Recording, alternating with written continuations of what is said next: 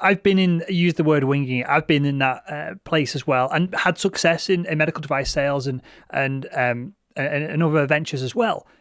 But whenever I've been winging it, it's just been a lack of discipline from my perspective. And it might be a lack of discipline because I don't know what's going on, and it's difficult to plan when you're in a new role, starting a new organization.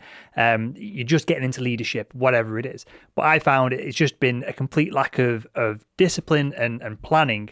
And as soon as there's a little bit of discipline and planning, I find it becomes more seamless and less stressful in an instant. Yeah. Yeah. It just takes the guesswork out of it.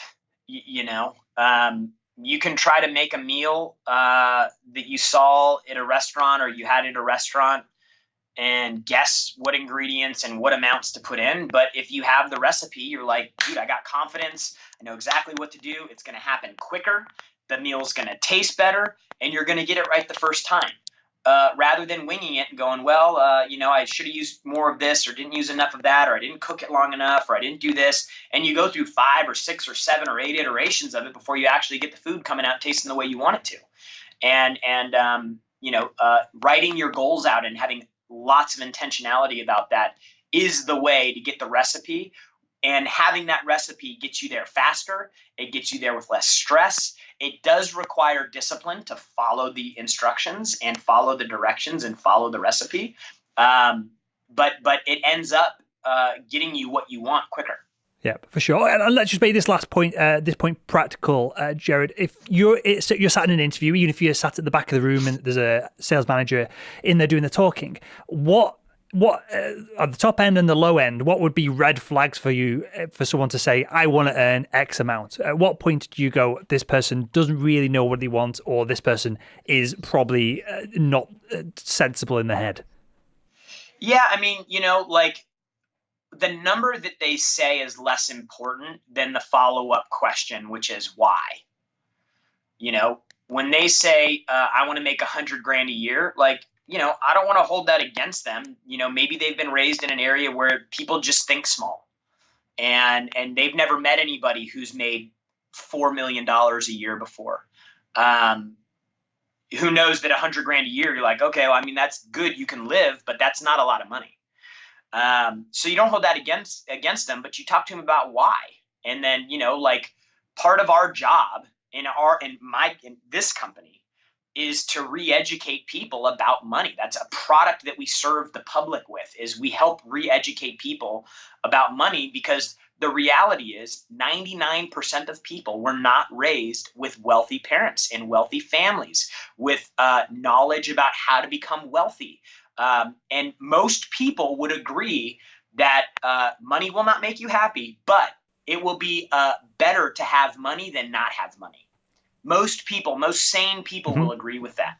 And so then you just have to go through and have a little bit of re-education about, what do we need to work on with this person when they're here? Because when you say, they go, I want to make $150,000. If I could make that, I'd be thrilled. Why do you want to do that? Well, because my dad has been in and out of the hospital for the last 4 years, and his medical bills are, he's got $50,000 in medical bill debt right now that he needs to get paid off. And, I'd love to get a house here. When I know that they're starting to make a connection between the thing that they need and how much it costs, and they have a true connection of that, then that's a really good indicator.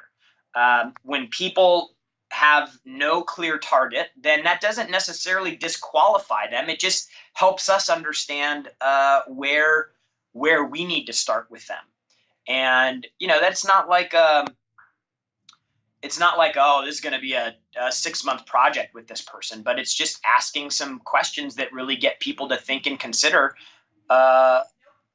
answers to questions that they haven't really ever asked themselves before. And I think that in an organization, your job is to help the people that are working with you or for you to do better. And a lot of times they have blocks that prevent that from happening. And you can either be passive about it and not discuss these types of things, or you can confront them and help people understand, People may not understand why you make cold calls. Well, if I can show you that you can make cold calls to a database of 1.9 million low probability call, but you can make 180 grand a year, do I have your attention?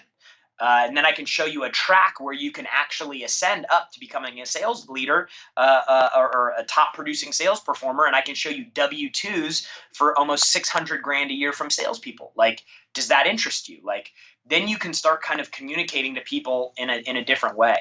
But again, I think it's the responsibility of the leader to make people better as people and in life.